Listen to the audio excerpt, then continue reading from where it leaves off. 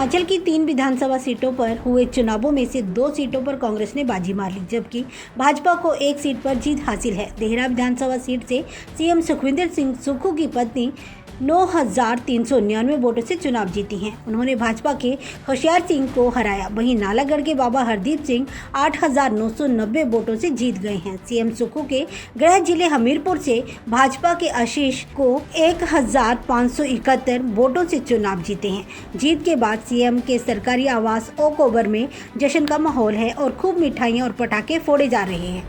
CM को बधाई देने के लिए कार्यकर्ताओं का तांता लगा हुआ है। वहीं दूसरी ओर सीएम सुखविंदर सिंह सुक्खू ने कहा कि 2 सीटों पर कांग्रेस की जीत हुई है।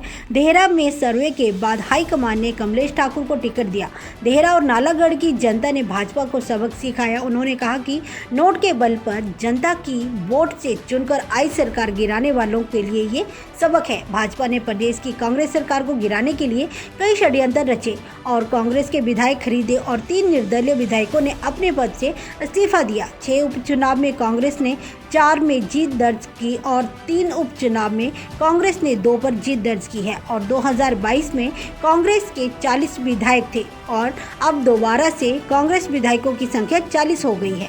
वहीं कांग्रेस प्रदेश अध्यक्ष प्रतिभा सिंह ने इस जीत के लिए मतदाताओं का आभार जताया और कहा कि पूरे देश में जहां उपचुनाव हुए हैं वहां पर इंडिया गठबंधन की जीत हुई है।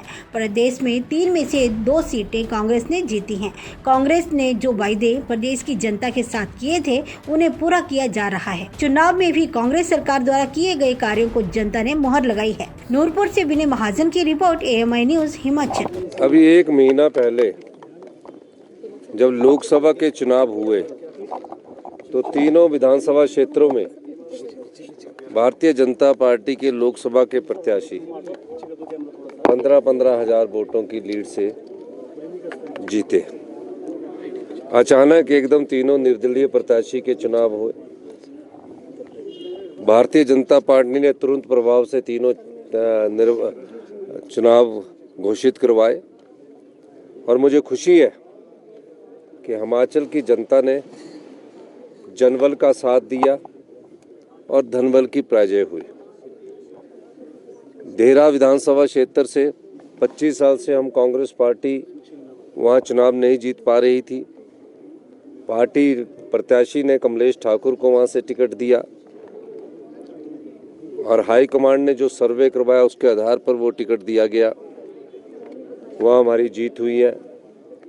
नालागढ़ में आज़ाद प्रत्याशी थे और वहाँ भी हमारी अभी अंतिम काउंटिंग का दौर चल रहा है, वहाँ भी हमारी जीत सुनिश्चित है।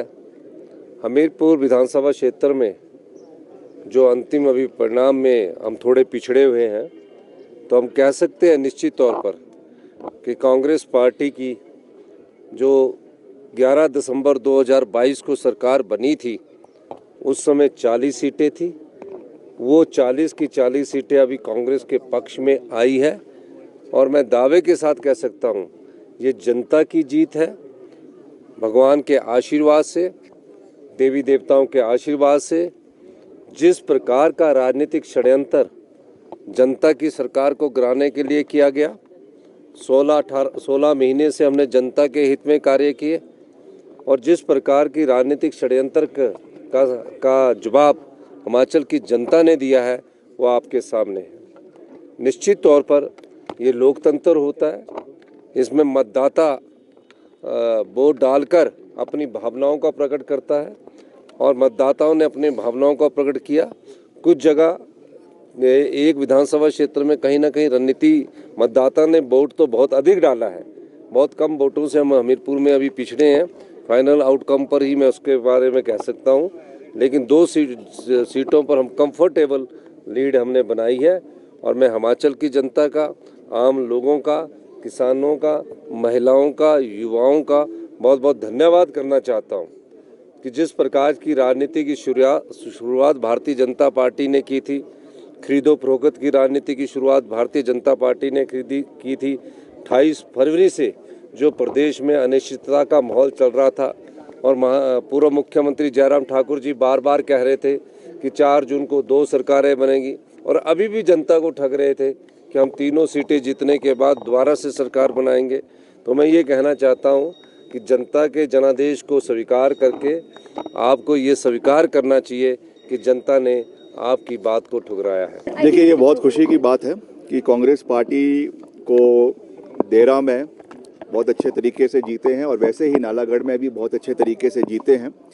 हमीरपुर में कुछ मतों से कांग्रेस नहीं जीत पाई है, उसका हमें खेद भी है, मगर फिर भी ये जो एक मैसेज पूरे प्रदेश के अंदर था, जो दल बदलने की राजनीति एक भारतीय जनता पार्टी जिसको चलाने की कोशिश कर रही थी, आज उसके खिलाफ लोगों ने अपना जनादेश दिया है। और ये उस बयान में जो है अब उसके बहुत मायने हैं। जो प्रधानमंत्री नरेंद्र मोदी जी ने जब वो चुनाव के समय यहाँ पर आए थे और उन्होंने कहा था कि हिमाचल में कांग्रेस की सरकार कुछ ही दिन की मेहमान है, अब हम जानना चाहेंगे कि प्रधानमंत्री जी का और गृह मंत्री का क्या बयान है, जब जनता ने साफ जनादेश दे दिया है कि कांग्रेस पार्टी जहां से शुरू हुई थी, 40 विधायक हमें 2022 के विधानसभा चुनावों में मिले थे, आज वापस हम 40 पर ही पहुंच चुके हैं। तो आज केंद्र सरकार उस पर क्या कहना चाहती है? क्या अभी भी वो हमारी सरकार को गिराने के सफल प्रयास करेंगे या नहीं? इस विषय पर जयराम जी को अपनी स्थिति स्पष्ट करनी चाहिए। सर, हिमाचल के लिए क्या मायने हैं, क्योंकि जो कुछ एपिसोड हिमाचल प्रदेश में पिछले दिनों हुआ उसके बाद फिर 40 हुए, इस जीत के मायने क्या? मायने ये है कि जनता जो जनादेश देती है हमें उसको रिस्पेक्ट करना है, चाहे हार है चाहे जीत है, उसको पॉजिटिव स्ट्राइड में लेने की आवश्यकता है। और हमने लोकसभा में हार हुई कांग्रेस पार्टी की, हर जगह हमने उसको भी स्वीकारा, और जीत हुई है उसको भी स्वीकारा है। तो जिस तरीके से ये बैकडोर से सरकार को गिराने की कोशिश कर रहे थे, उसके खिलाफ ये क्लियर मैंडेट है। बाकी we stand committed to the overall development of Himachal प्रदेश।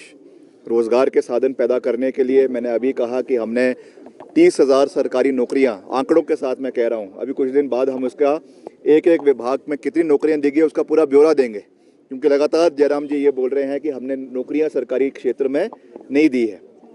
30,000 नौकरियां 1.5 साल के कार्यकाल में दी गई है।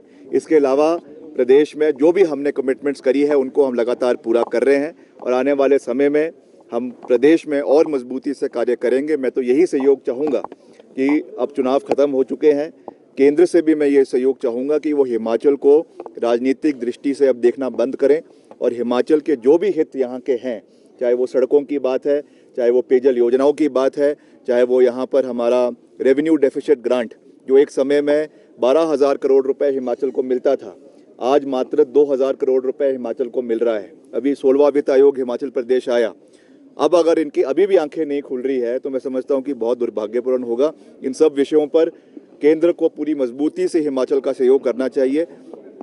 केंद्रीय मंत्री आदरणीय जगत प्रकाश नड्डा जी, उनका भी हम बहुत मान सम्मान करते हैं, हिमाचल से संबंध रखते हैं, भाजपा के राष्ट्रीय अध्यक्ष हैं, वो भी हिमाचल में अपने विकास कार्यों को आगे देने में अपना पूरा योगदान प्रदेश के लिए दे।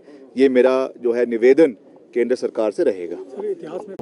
ये हमारे लिए बहुत हर्ष की बात है कि जो ये उपचुनाव में हम 2 सीटों पे कामयाब हुए हैं, उसमें मैं पार्टी के वर्कर्स को बहुत बहुत बधाई देती हूँ, उनका धन्यवाद करती हूँ कि उन्होंने रात दिन मेहनत की, जिसकी वजह से हमारी ये उपचुनाव में हमारी जीत हमने हासिल की है।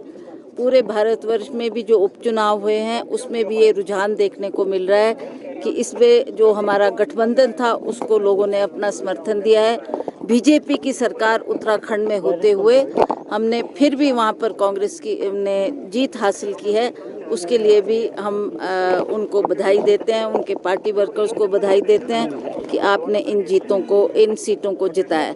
सबसे बड़ा श्रेय हमारे श्री राहुल गांधी जी को जाता है, जिन्होंने पूरे भारतवर्ष में एक भारत जोड़ो यात्रा निकाली, और भारत जोड़ो यात्रा के तहत वो लोगों से मिले, लोगों से उन्होंने संपर्क किया, अपने जज्बातों को उनको जानने का उनको मौका मिला, और उसी तरह से आज उसका रुझान हमारे सामने है।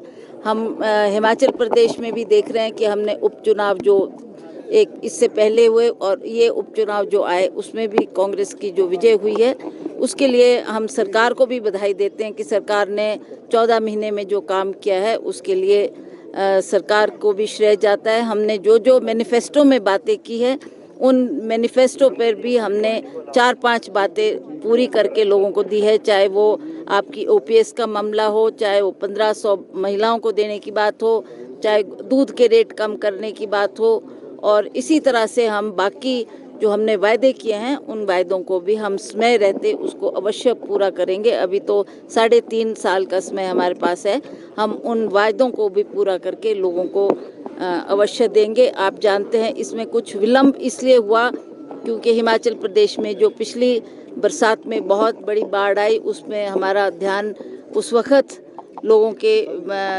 साथ था, और लोगों का जो नुकसान हुआ उसकी भरपाई करने के लिए 4,500 करोड़ सरकार ने जो धनराशि दी है उस धनराशि को देकर लोगों ने सरकार का बहुत बहुत धन्यवाद किया है। और कहीं ना कहीं ये जो उपचुनाव हुए हैं उसमें भी हमें ये देखने को मिला है कि लोगों ने कांग्रेस के कामों को देखा है, कांग्रेस की सरकार ने जो काम किया है उसका रिजल्ट आज हमारे सामने। इसलिए मैं सभी जितने भी हमारे पार्टी वर्कर्स हैं सबका बहुत बहुत आभार व्यक्त करती हूँ, बहुत बहुत धन्यवाद करती हूँ। सबने पुरजोर उसमें मेहनत की है और उसका अंजाम आज हमारे सामने है।